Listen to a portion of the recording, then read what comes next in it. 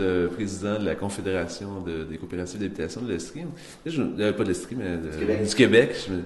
Quelle différence, qu'est-ce qui distingue, d'après vous, Sherbrooke ou l'Estrie au niveau coopératif? Si on peut faire un comparatif, est-ce qu'il se passe ailleurs? Est-ce que c'est ressemblant ou s'il y a des différences? Il y a quelques différences. Puis je pense que après avoir vu, parce que ça fait quand même plusieurs années que je suis en contact avec les autres régions, il y a une différence un peu historique.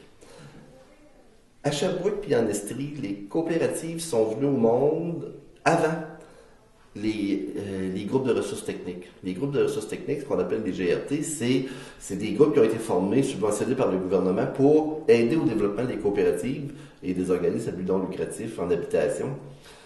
En Estrie, les coops sont venus au monde avant.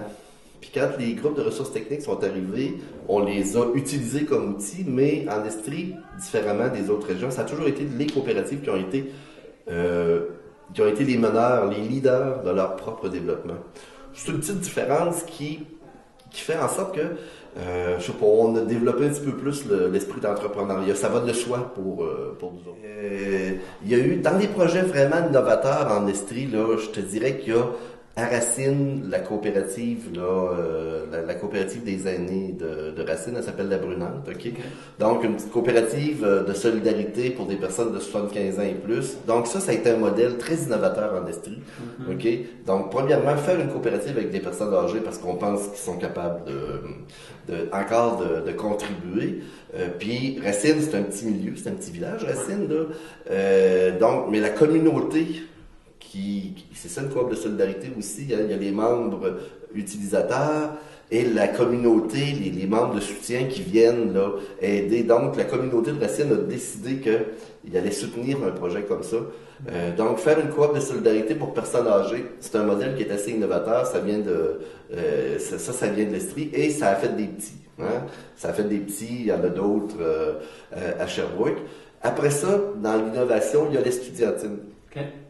Qui est une des seules coopératives au Québec. C'est aussi une coopérative de solidarité, mais c'est une coopérative qui a été faite entièrement hors programme. On n'a pas eu de subvention pour faire ça. Donc, c'est des alliances avec la ville et surtout l'Université de Sherbrooke et les associations étudiantes. Donc, un projet coopératif réservé exclusivement aux jeunes étudiants de l'Université de Sherbrooke avec un appui important de la communauté universitaire, association étudiante, comme je disais, et l'université comme telle. Donc, ça aussi, c'est assez novateur. D'ailleurs, c'est en train de faire des petits, ça aussi. Il y a une gang de jeunes à Montréal qui s'appelle l'Utile, qui tente de développer du logement étudiant à partir de ce modèle-là.